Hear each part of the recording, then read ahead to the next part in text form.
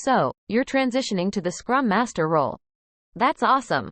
First things first, congratulations on taking up this new challenge. As a Scrum Master, your main goal is to facilitate the Agile process and help the team deliver high-quality results.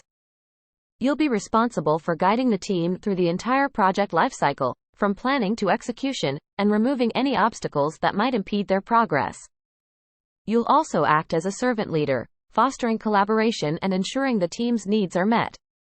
Remember, be patient and adaptive, and always strive for continuous improvement. Trust your instincts and use your skills to create an environment where your team can flourish. Good luck on this exciting journey.